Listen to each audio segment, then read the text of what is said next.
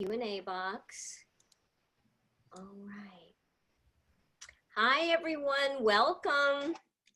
We're going to give everybody a minute to get on, and we'll get started. Just a few minutes, just a minute, really.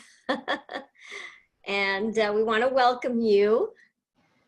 Okay. And let me just type a hello in the chat box. All right, welcome everyone. Okay, so as we're getting on, you might want to open up your Q&A box. As we are going through our presentation, if questions come to mind, you all can go right into the Q&A box and type your questions. And at the end, we're going to go through everybody's questions. So that's where we're going to look, in the Q&A box. So if everybody could do that. And hello from New York, guys. Sylvia, hello. And anybody else want to type their hello from wherever they are? We welcome everybody tonight. I know we have a lot of people joining us. Dallas, Orlando, oh my goodness, all over. All right, Chicago, California. I'm from California. San Francisco. Okay, oh, McKinney. Okay, we have an office there. Virginia, New Jersey, North Carolina, Houston. Welcome, everyone. Oh my goodness, you guys are from everywhere. Minnesota. We're so happy you're on tonight. Thank you for being here with us.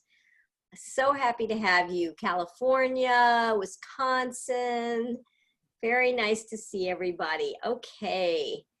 All right, let me share my screen and we're gonna get started, because I know we always go over just a little bit. So we're gonna try not to, but all right. So, oh, hello everybody. Very good.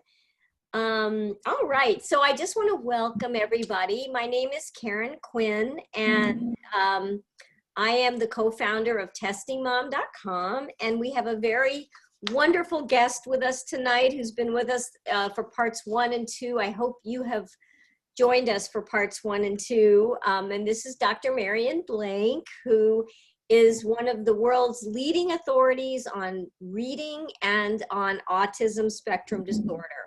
So I'm not even going to go through your long, extensive, amazing biography, because I've done it in the last two sessions that we've had. But just a reminder to everyone that Dr. Blank is the author of Spectacular Bond, a wonderful book, Reaching Children with Autism. And she's also the author of these 3 books that I've put on the front cover of our presentation today. And I know these are all available on Amazon. So you can get all of these on Amazon. So welcome, Dr. Blank. We're so happy you're here.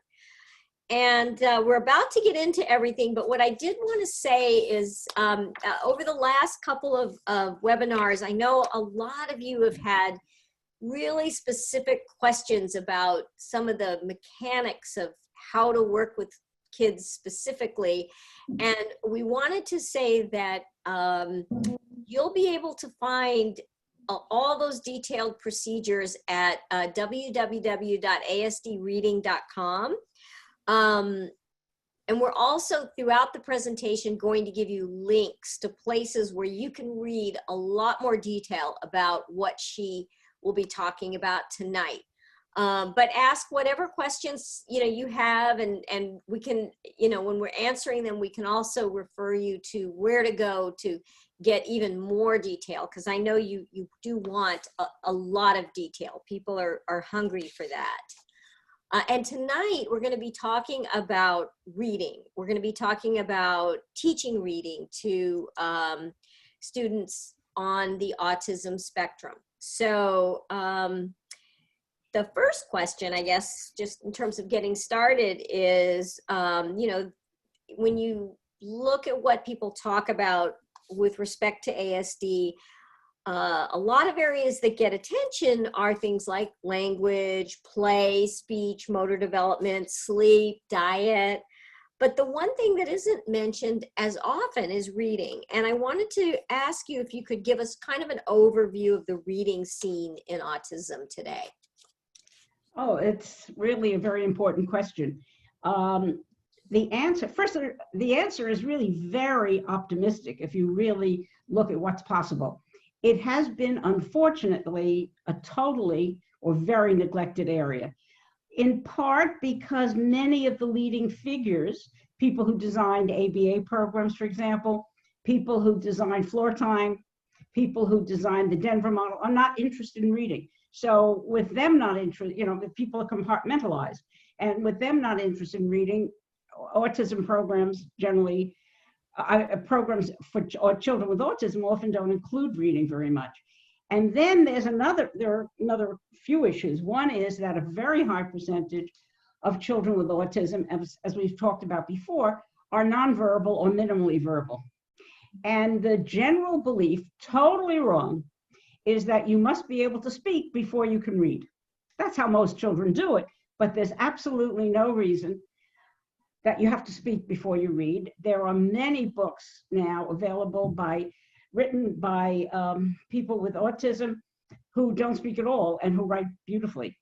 And we know, and the other thing that has held things up is that traditional ways of teaching reading in the United States stress phonics, which means a lot of sound analysis, producing sounds and identifying sound.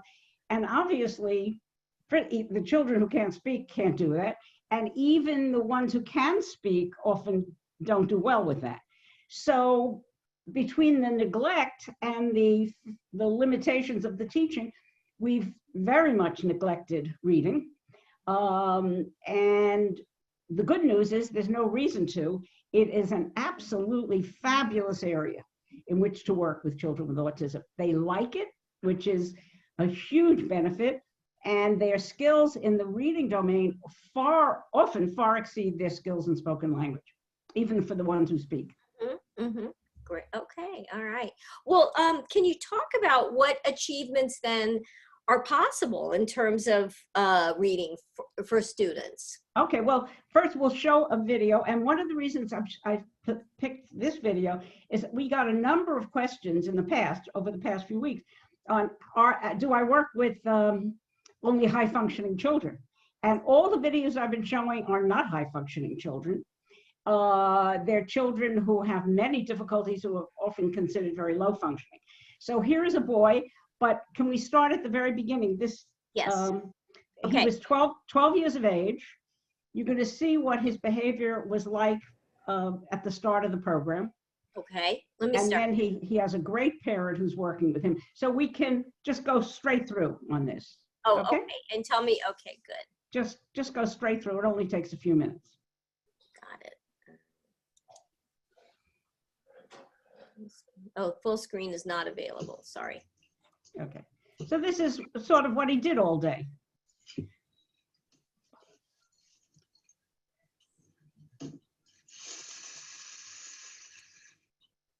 He's also got a hearing impairment. So that gives us a lot more problems to work with.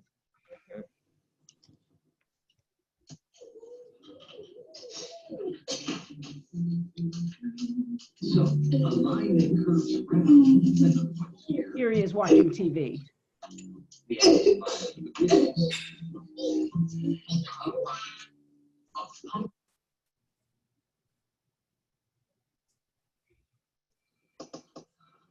Well, we can move past this one. We'll discuss this more next week. This is some of the management. You said maybe 212, I think you said. Okay, yeah. So here you see him handwriting,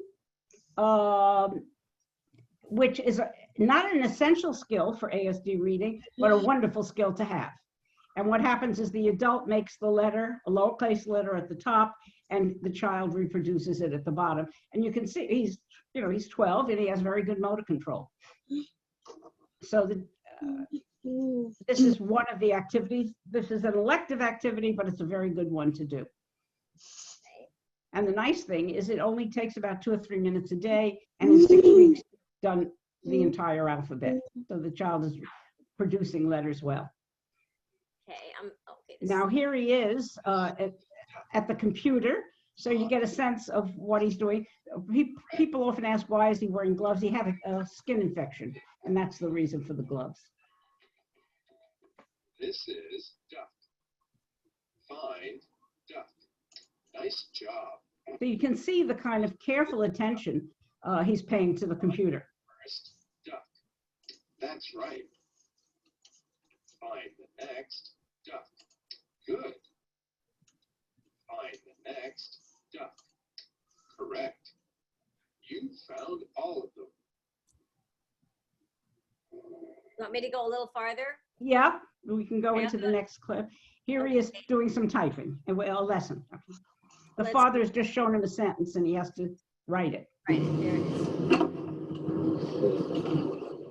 Point to the man. He says, What is point to the man. doing? What is the man doing? And now he's going to write the answer.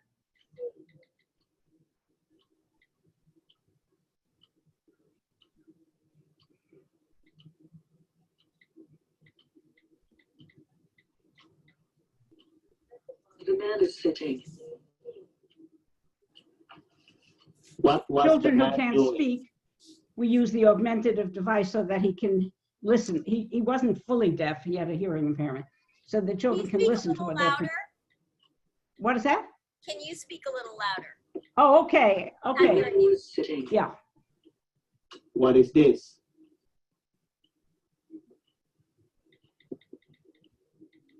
You can see how fast he types. This is a car. What are these?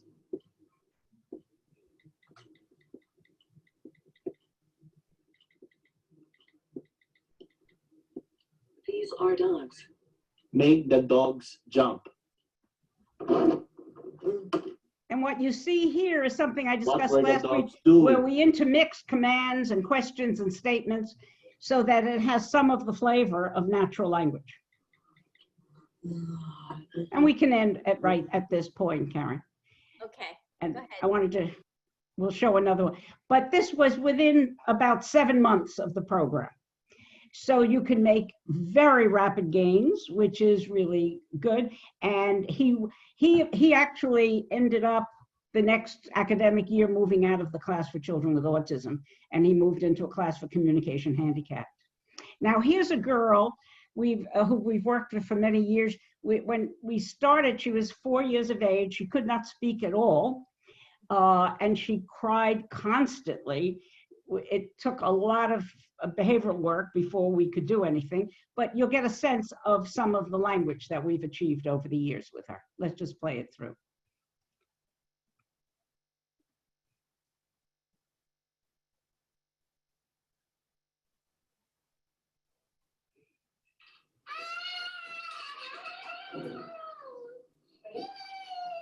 Sit down.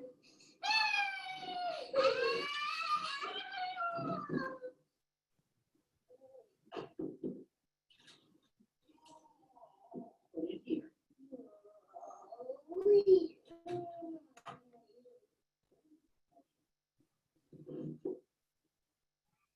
That's when she was 4. Mhm. It is a cold, snowy day. It is a cold, snowy day. She had learned to speak, Not a taught good her, day to be outside. It is not a good day to be outside. and she's doing a reading comprehension program. You'll see here some of her writing. You write it. You write that. You write that.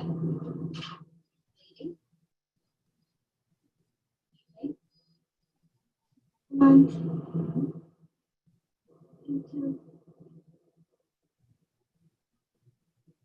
And she's doing this from memory. She read the sentence and now she has to write it from memory. We do a lot of work on at the sentence level, which I talked about last week. And you can see how rapidly she writes. And she types even much faster than that. Along with that, congratulations. Very good.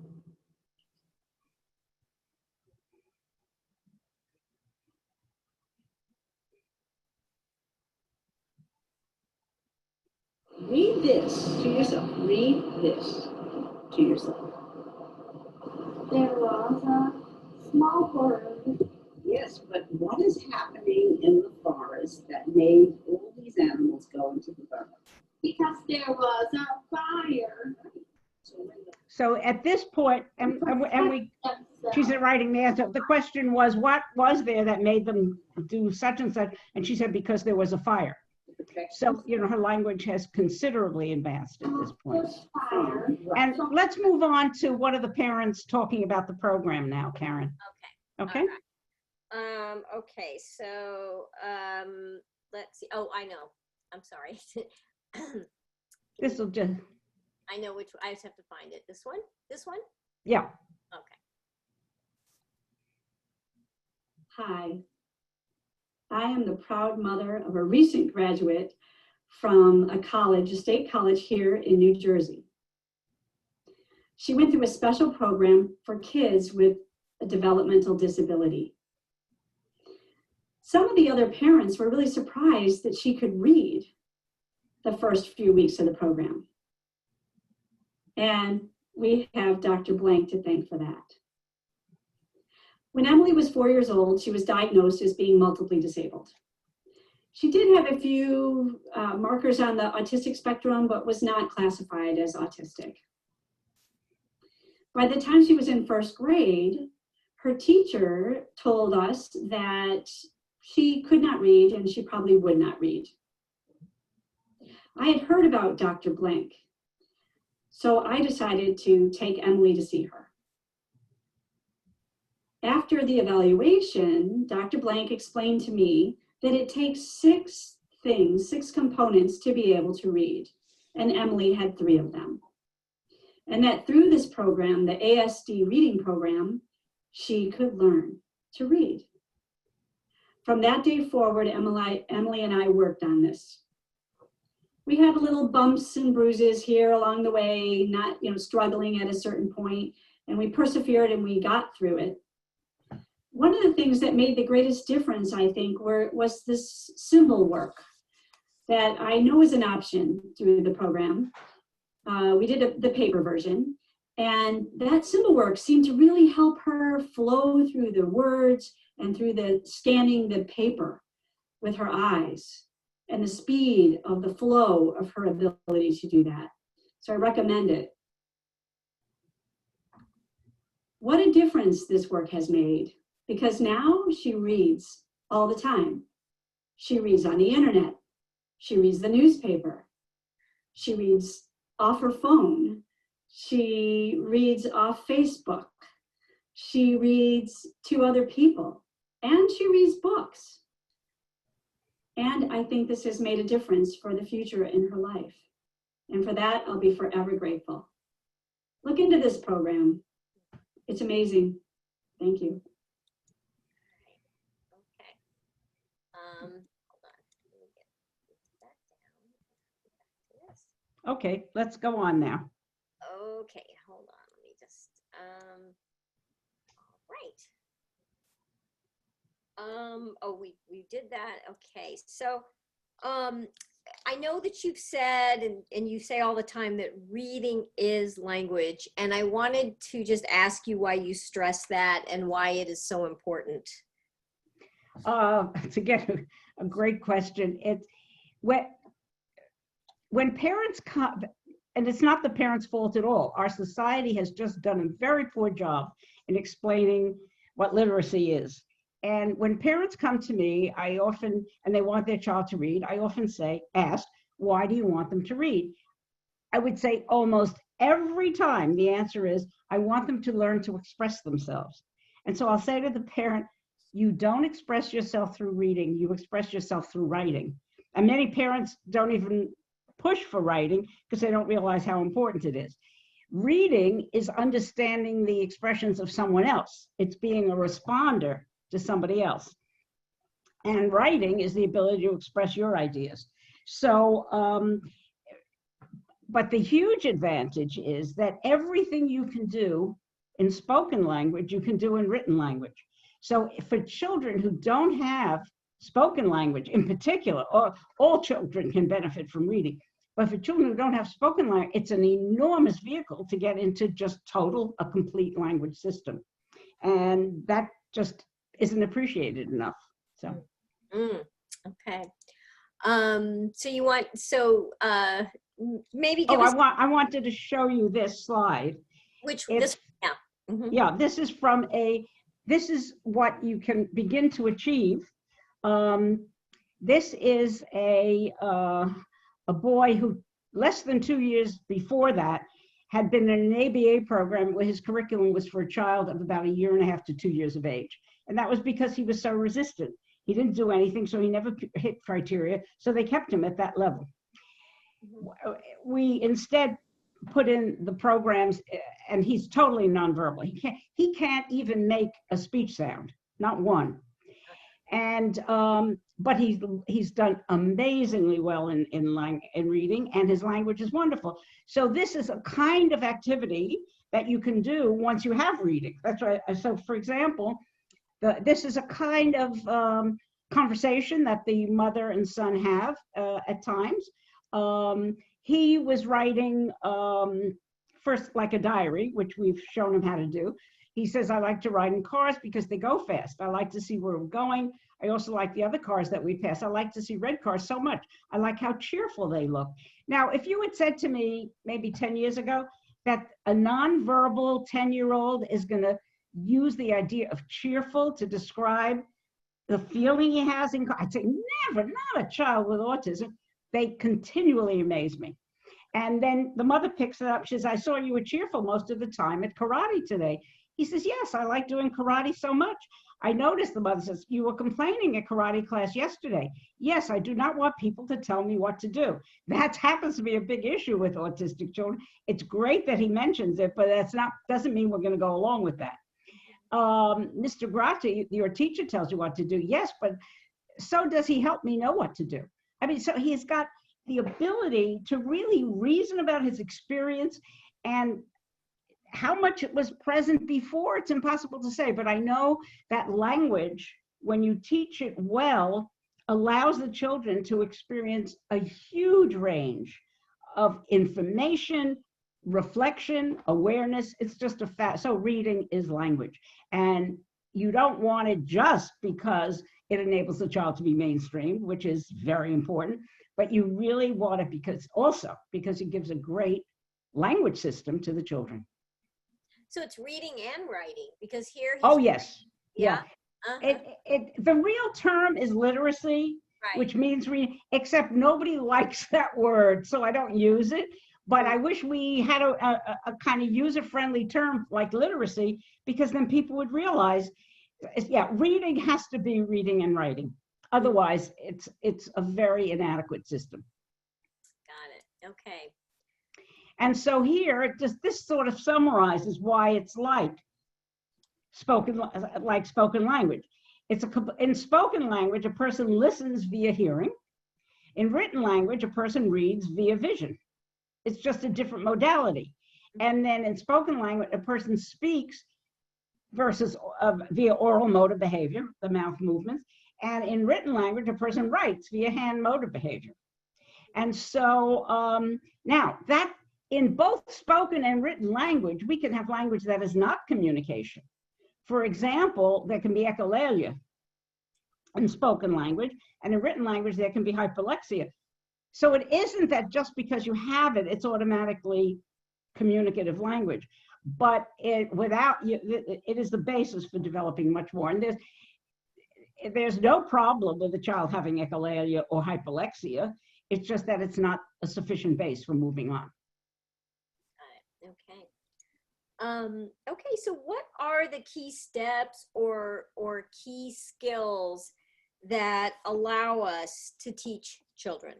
Okay, and now this will go a bit into the 6 skills that the mother mentioned. For those of you who are interested in reading more, on the ASD reading site, you can get access to the Reading Remedy, which is my book, which lays out the components of reading. It's a totally different model of reading than is usually available. A parent doesn't have to know this to do the program, but I think it helps to understand. It gives you a better sense of what's happening. So first of all, we have, which is totally ignored in the teaching of reading to even neurotypical kids. You've got the mechanical skills. The mechanical skills are the ability to decipher the visual symbols and the ability to produce the letters through a writing. So if you go to the, I think it's the next slide. Can we? Yeah, for example, now this is one of the sequencing skills. What the child does is they see the letters at the top, and then they have to, in the right, left to right order, pick out the letters at the bottom. So it doesn't do if they go G and then D and O. They have to go D, O, G.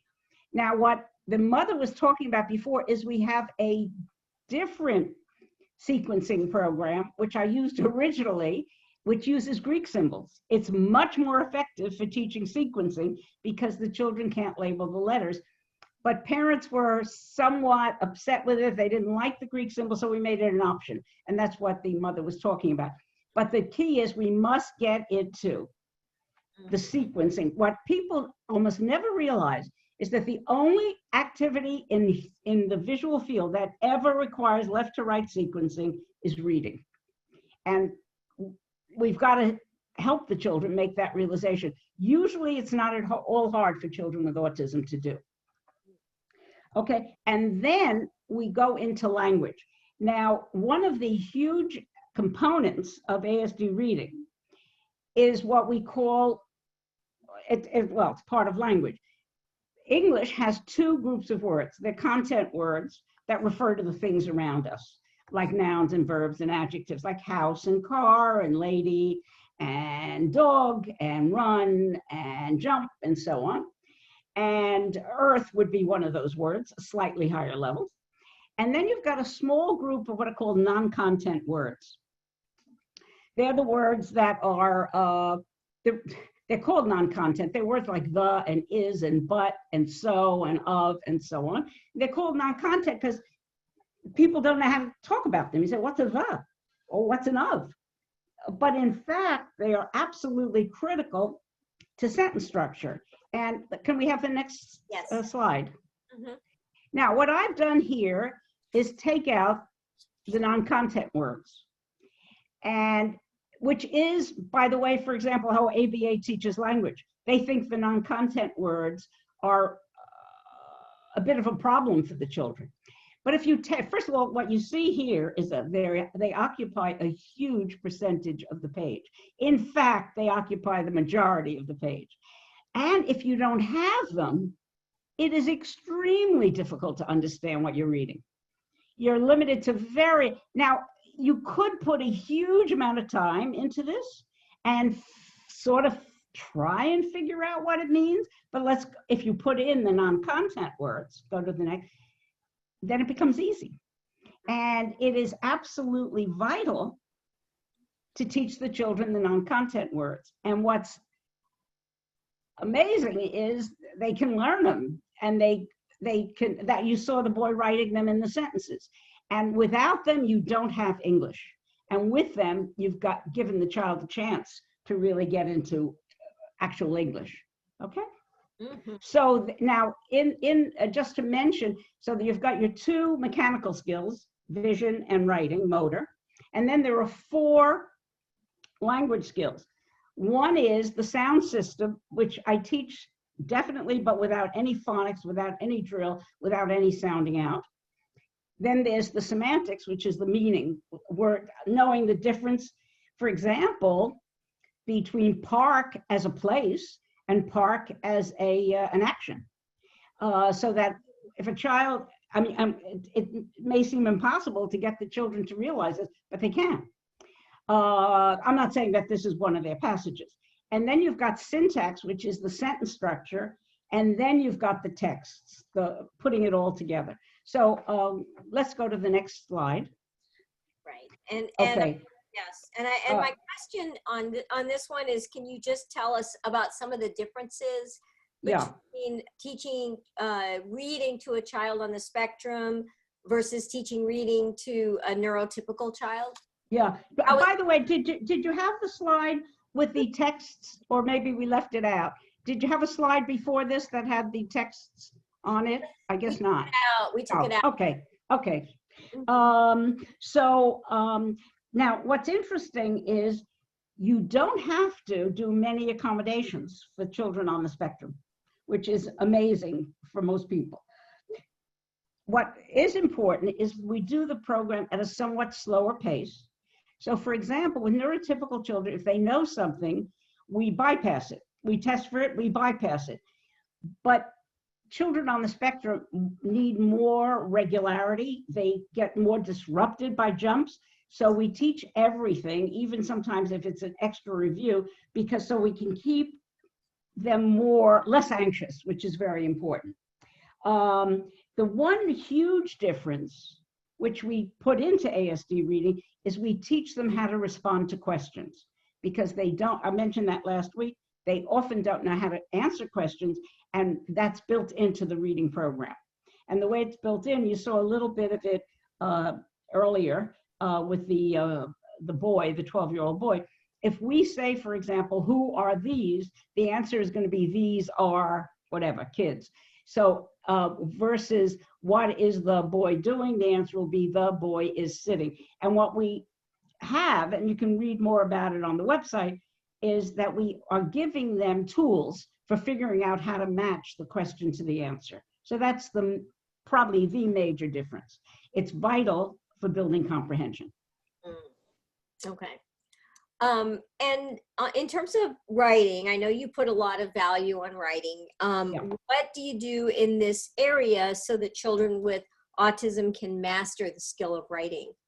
Well, many in the audience may be familiar with the concept of facilitated communication that came out a number of years ago, and where they held the child's hand and then the children wrote very sophisticated things, and then it was uncovered that the people were really helping them, and so it became a real no-no to help the children.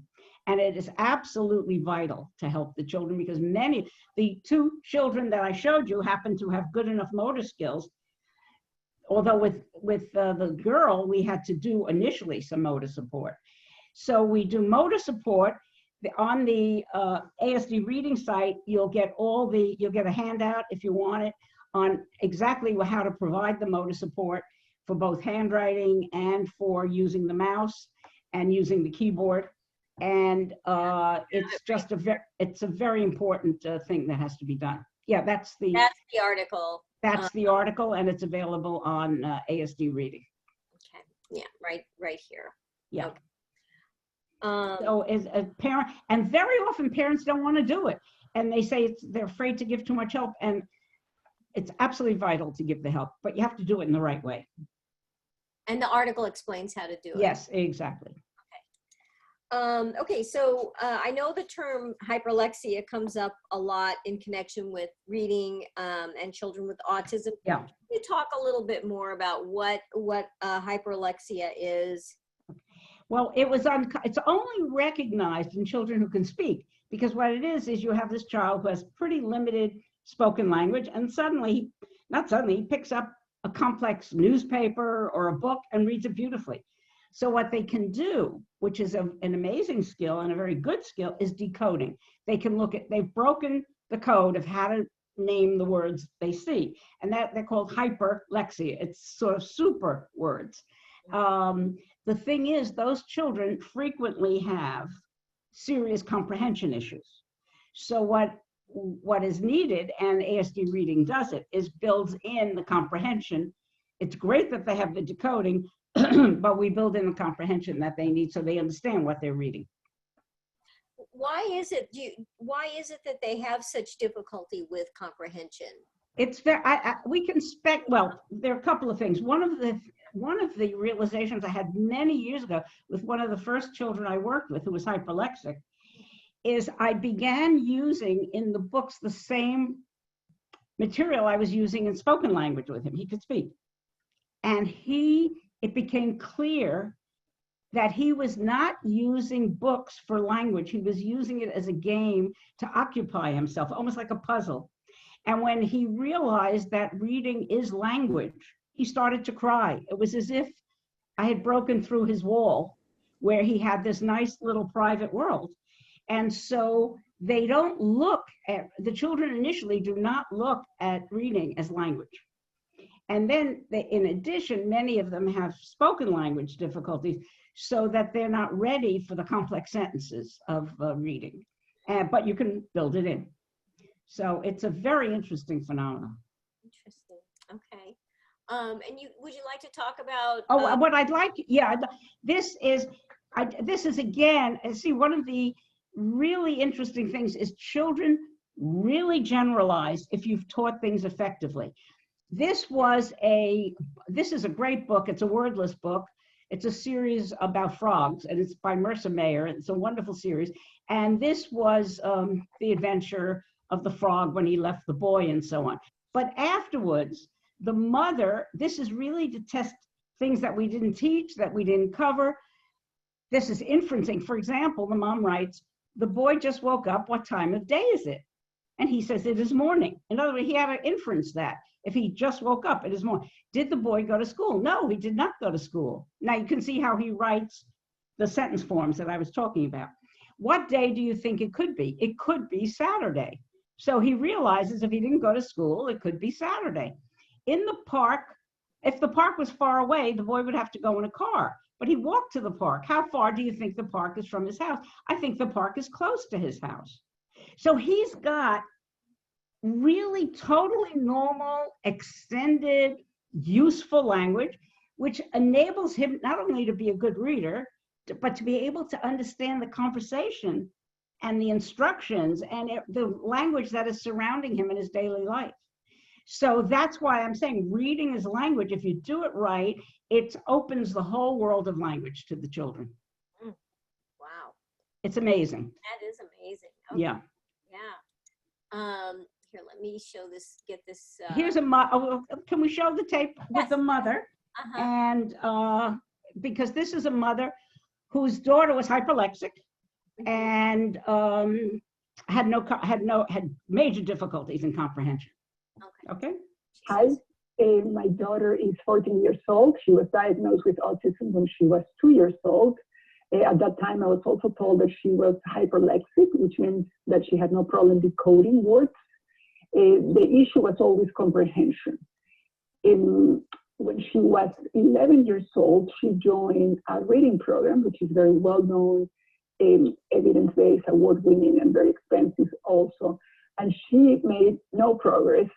And actually, after going there, 4 hours a day, 5 days a week, she would come home and she started pulling her hair out, which was the first time that she did that. And it was very stressful and hard to understand at the beginning what was happening. And we realized it was the reading program that was causing that stress. The moment we stopped with the reading program, she stopped pulling her hair out. Last year, when she was 13, I came across Dr. Blank's programs, and my daughter has already done the AUC Reading online program, the Step to Stories workbook, the Story Smarts program, both in the computer and in the workbook. Right now, she's working on complex words and complex sentences using wordless books and movies, and the next step will be using the Reading Kingdom 2 program with readers. What I like about this program, which is working for my daughter, is first that of course, it's challenging her, but it's not stressing her. So all this stress is not happening. She really enjoys having the sessions. The sessions also can be 45 minutes long, 30 minutes long. They don't have to be hours and hours a day for progress to be shown. All the programs come with lesson plans, which are great because they're very easy to follow and very detailed, and you just have to do what is written there.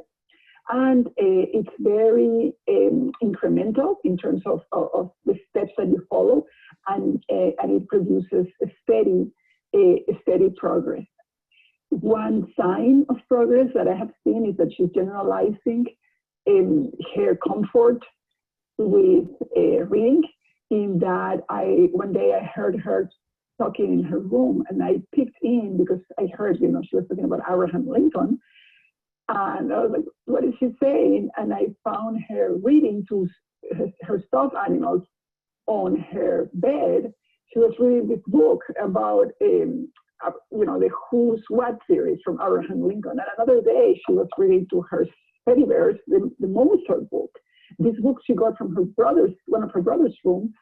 And so she's choosing to use her free time to read about Mozart and Abraham Lincoln to her toys. So I thought that was a great sign that she's much more comfortable with reading now. Okay. All right. You know, I know that your ASD reading program does help children become much more successful mastering reading, writing, and comprehension. And it also includes steps to stories and spelling ninja. I think we put a steps to story book at the end of this presentation that people can look at. But what else can parents do to make reading a very important part of children's lives?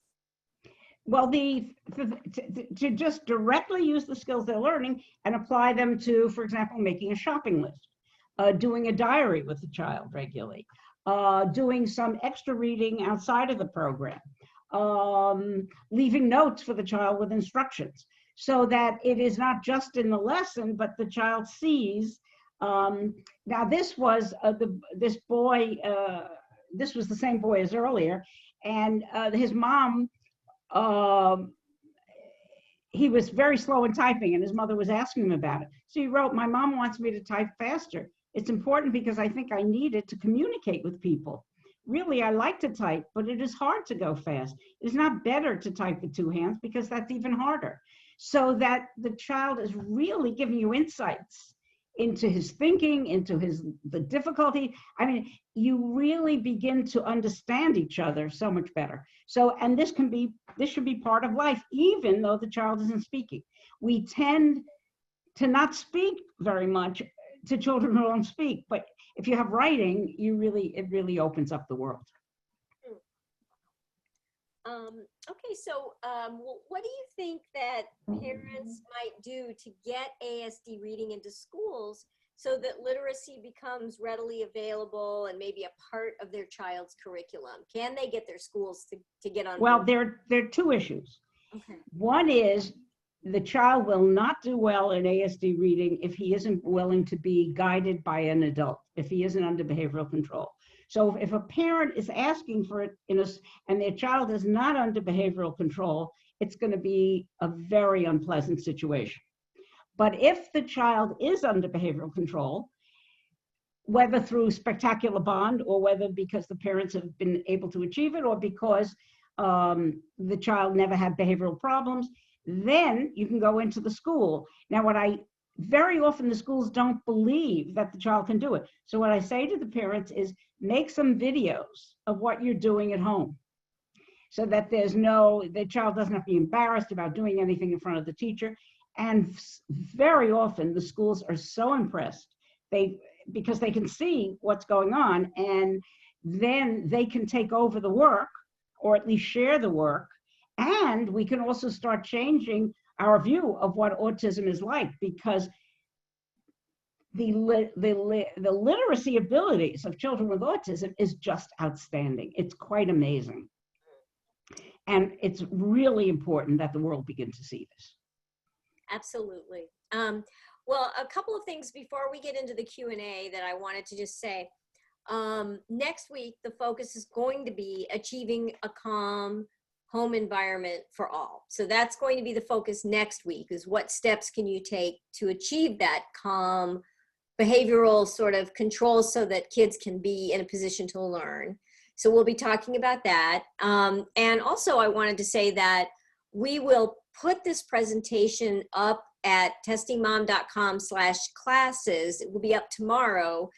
And in there, we have put for you some appendices where we have sort of broken out Dr. Blank's program and kind of explained where you can find it and what each program does, so you can just learn more about it.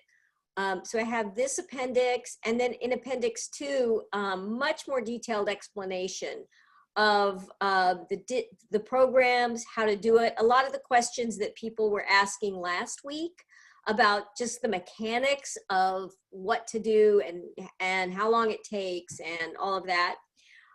So this will be in the presentation. The other thing that is there is a story. Now, is this from Story Smarts or is this from This is from Steps to Stories. Steps to Stories? So an example of Steps to Stories and how maybe to work through a Steps to Stories story with your child. So this will all be in the appendix. So I just wanted to let everybody know that that's all going to be in the material that's in the presentation that you can look at if you go to testingmom.com/classes, and eventually we will put all of this on YouTube, but right now that you can find it on testingmom.com. So what I want to say now is let's go through some of the questions that people asked, okay? And if you have a question that you didn't ask yet, you can add it, and we'll go through as many as we can. We will do as many as we can. Okay, so my son has no interest in reading or writing. He is verbal, however, very resistant. So how might you help someone who is a resistant child? Well, that's what we'll be doing next week. Oh, next week, okay. And in the meantime, they can easily get Spectacular Bond. Mm-hmm. They can get it on the ASD reading site. Okay. They can get all the programs there, even the ones you mentioned on Amazon. You get everything at ASD Reading. Okay. And it would be very helpful if they read it, because you can't impose the reading program until there's a reasonable degree of cooperation. Okay. It doesn't have to be perfect, but if the child's resistant, this should not be started until the resistance is diminished. Okay, got it. Okay, now here's someone saying, my child has finished ASD reading. Should he do Spelling Ninja or Story Smarts next from the website? What would you recommend? First, Spelling Ninja is a great program. It expands the memory skills and the spelling skills, but they could also, probably the next program to be doing is Steps to Stories. That's the first step. And then if that goes well, to do Story Smarts. So Steps to Stories is a little easier than Story Smart. So that would be your first step. That's right. One of the things that is not appreciated, it's amazing sort of what has been missed, is one of the huge achievements in language that children have to make, and children with autism have tremendous difficulty with, is understanding how sentences connect. And so that, for example, I'll make it extreme, but you could say something like, the weather is nice, I'm gonna wear pajamas, versus the weather is nice, I'm gonna go out. And they don't see the difference. Both sets are equally fine to them because they don't understand how language connects. I discuss this a lot in the Reading Remedy book. And what we do in Steps to Stories is really teach them how to make the connections. Because if you can't connect sentences, you can't have reading comprehension. Okay, got it. Okay. My son is nonverbal. Will this program work for him? If he's under behavioral control, yes. It's very interesting. Parents often think I'm sort of, wow. When parents come to me and the child isn't speaking, I say, I don't know if I can guarantee. I cannot force, or I can certainly help a child learn to speak, like we did with that girl. And we can put a lot of effort, but I never will ever say to parents, your child will learn to speak. But I have often said to parents, I can almost write you a guarantee that he's going to learn to read and write. And they look at me as if I'm crazy, but it just works. And my hunch is, if he's like every other kid I've met, he's already got quite a bit of reading. Well, she said, she added, he's 10 and he struggles to recognize letters and sounds. I suspect there's dyslexia as well, but hard to determine. Well, the thing is, you don't have to recognize letters. I mean, you have to recognize letters. You do not have to name it, and you have no reason to do sounds, which will already. And the thing is, they can just try if the child's cooperative, just try the program for a month and see how it goes. Okay. Can a child on the spectrum also be dyslexic? Yeah, there would be no reason for it not to be, but it would be very rare. Okay. Because what they found in studies, I shouldn't smile, but what they found in studies is that in families, you tend, if in a family, if there's a child with autism, another sibling might well be dyslexic. And it was interesting, I had a family many years ago, and the mother wanted to have a second child. And she said, do you think he's likely, if I do, that he's likely to be autistic? And I said, based on the figures, I said, he's more likely to be dyslexic than he is to be autistic. And sure enough, she had another baby. He was a great kid. And at 4, he definitely was dyslexic. And I said, don't worry about it. It's very easy to handle dyslexia. So we had him reading fluently before he went to school. And the school never even knew that he was dyslexic. Jennifer wants to know if there's more extensive training available for those interested. And I did want to say, before you answer that, that in the first appendix, one of the things I did put in here is that this is a program you can do on your own, and you can read through it and you can figure it out and you can do it on your own. But if you would like to get a consultation with Dr. Blank, I put her, I put a link in so that you could write and arrange to do that. But did you want to say more about extensive training or? Well, I think the parents don't realize how systematic and easy it is to apply. But from her comment, it might pay for a group of parents, if they're interested, to get together and we could have like 2 or 3 consultation sessions and get them on their way. Because once you're started, it just rolls. And occasionally, when there's a kind of qualitative leap to something higher, we could have another consultation. So it could be built in. It may not be necessary, but if it is, we could easily set up a kind of Zoom consultation and work together over 2, 3, maybe 4 sessions. Right. Okay. I mean, that's what I love about this program, is that a parent really can do it themselves. Yeah. And it's very systematic. So, okay. I guess she was talking about the child who did symbol work.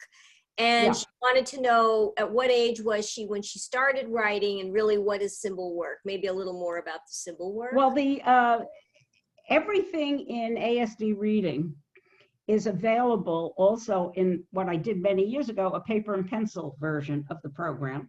That was before the computer age for me. And it was called Phonics Plus 5. And I was trying to say we have to go beyond phonics, which is a very hard message in this country. And that program is still available if you write to ASD Reading and say you want it. And what it does is, and you can buy sections of it. So the first section has, just like the dog slide that we showed, it has that kind of thing, but with Greek symbols.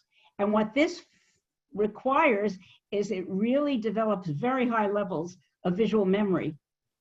And that's what the mother was talking about before you even get into reading. So anyone who wants it can just write to ASD Reading and say they'd like the symbol sequencing from Phonics Plus 5.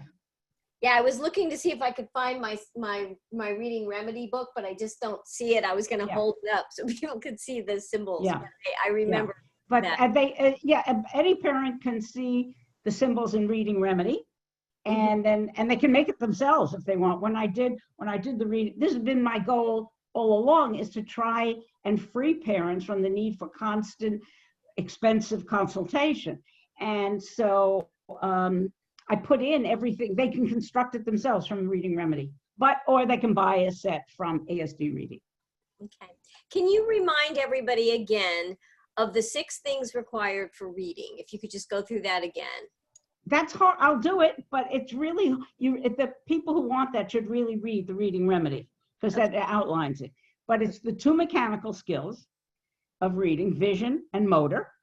You've got to be able to see the sequences, retain them, which is easier actually for children with autism than it is for neurotypical children. That's because they love lining up cars, things of that sort. They're much more adept at that realm. And they need the motor skills, where they need a lot of help. And then there are 4 language skills, and the parents don't have to worry about the 4 language skills because the material does it for them. But we teach the children how to handle the sounds of words without ever having to say them. So that, for example, it would be hard to show it now, but if I show the letters KI, there's a task. So the computer says, this says kid. Then you show KID and KILL and say, now find kid. So the child only has to do the addition of the D sound. So we do the sound analysis of words. We do the meaning of words.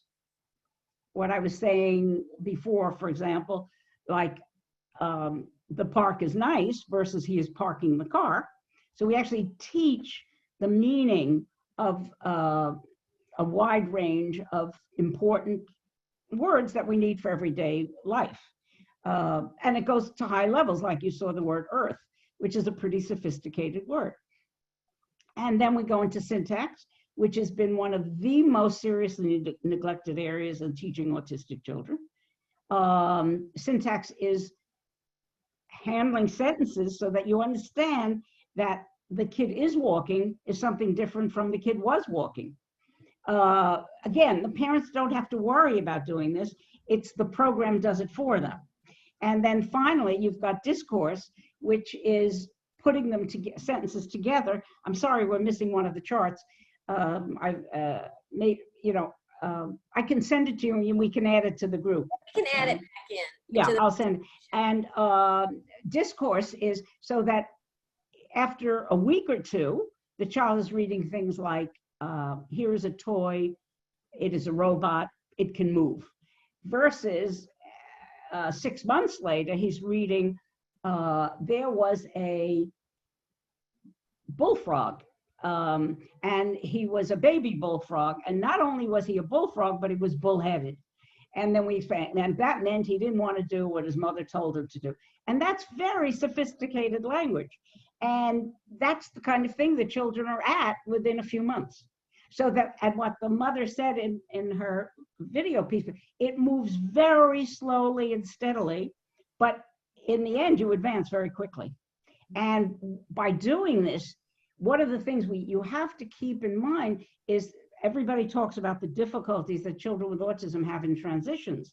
And by making them handle the material, but making sure they know you're never going to push them to what they can't do, the anxiety tremendously relaxes and their willingness to handle variety increases tremendously.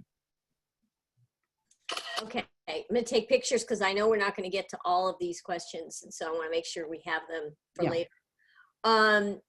So one parent is asking, that it says that their child can read, but they're not sure how much the child understands.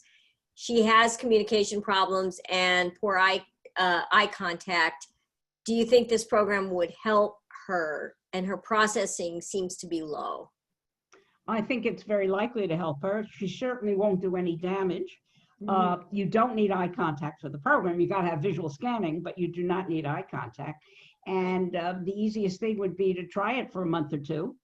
And she would, and if the child is doing well, for example, we introduce, I forgot exactly when we introduced questions, but within a few weeks they're answering questions. She'll see if she's processing it.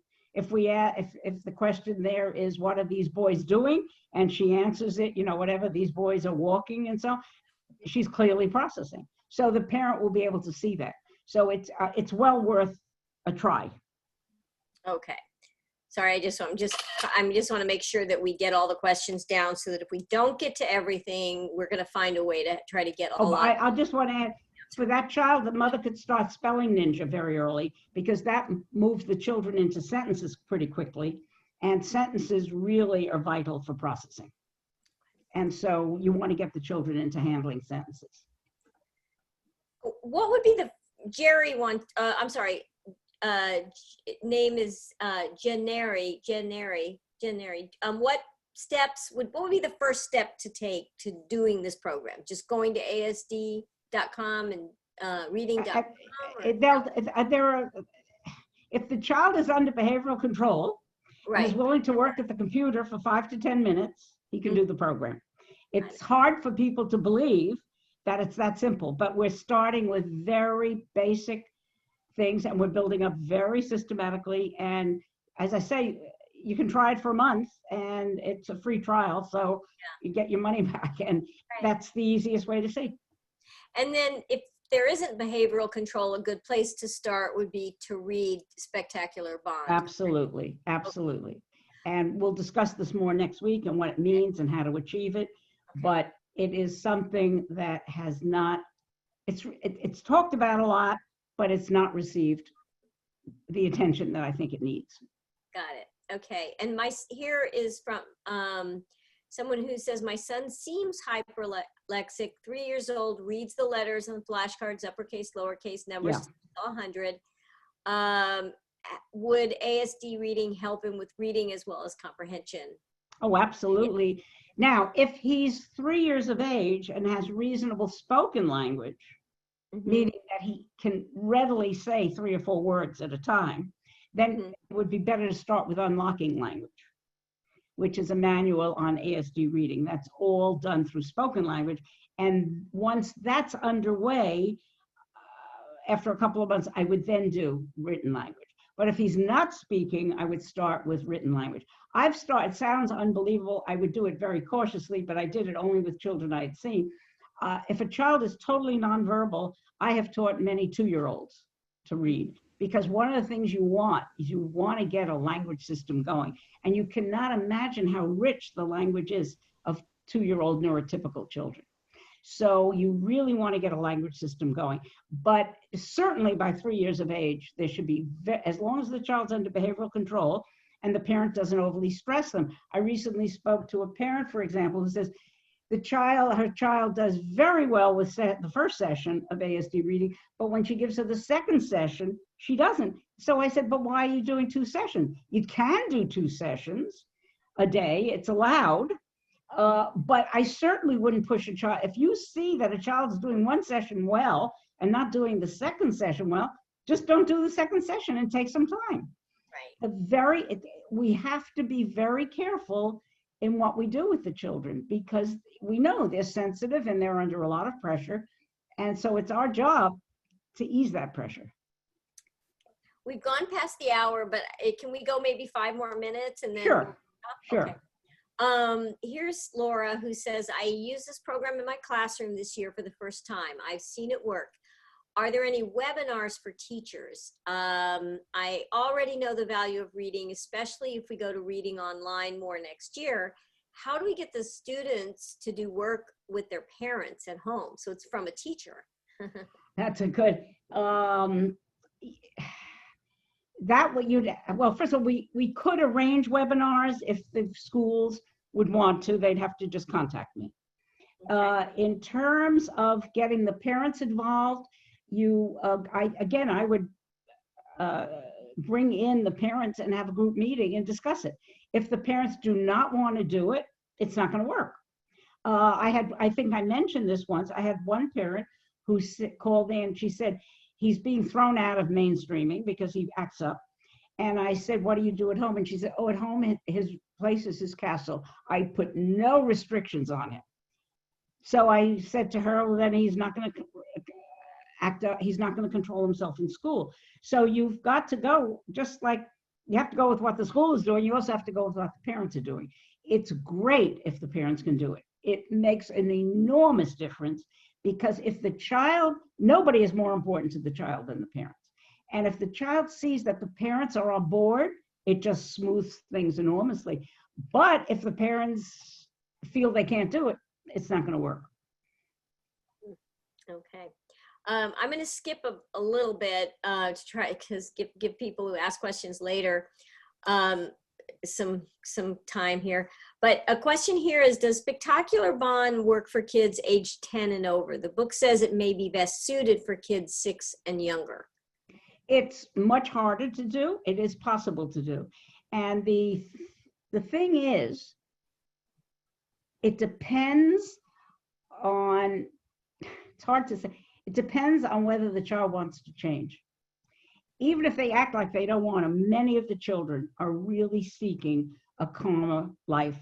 And so you can do a lot, but you have to do it differently. The modifications aren't much, but for example, we do a lot of physical holding with younger children, which is, we'll talk about that next week. It's really calming and supportive. It's harder to do with older kids, and I almost never do it with the older children. So there are those adjustments, but it is certainly possible to try. And you will definitely get some improvement by doing some of the things, which we'll go over next week, but you may not get everything at that age. Now here's, this will be the last question for tonight, and then we're keeping everyone's questions, and we're gonna find ways to get everybody's questions answered. And remember, our very last session is gonna be all Q&A. So we might organize some of these questions and make sure we've covered them essentially. But this mom is asking, my daughter doesn't do well with screens. She can be impulsive and she clicks all over the place. Yeah. Even if I'm sitting there, is this available in paper form, like books, workbooks, cards, that kind of thing? Okay. First of all, my first answer would be, if she holds the child correctly and firmly, she'll be able to get the child to handle the screens. Parents are somehow very reluctant to do the physical control that is very readily available and works. But the paper and pencil version is available. She just has to write to ASD Reading and request it. Okay, great. Okay, so I apologize that we did go over a little bit, but what we're going to do is we will put this presentation online tomorrow, testingmom.com/classes. We'll add that one slide. If you'll just send me back the slides you want to add, yeah. I'll add it back. And next week is a very, very important session because I think we know that it's critical to achieve a calm home environment for all in order to be able to teach children. So please make sure you sign up to come next week, and we will be talking about how to do that. And we look forward to just talking with everybody again next week and going to the next step. And I just want to say thank you to Dr. Blank for giving us your time and really teaching us about the program and what it can do for kids. So thank you so much. Well, thank you. It's been a pleasure. All right. We'll see everybody next week. Okay, bye. Bye.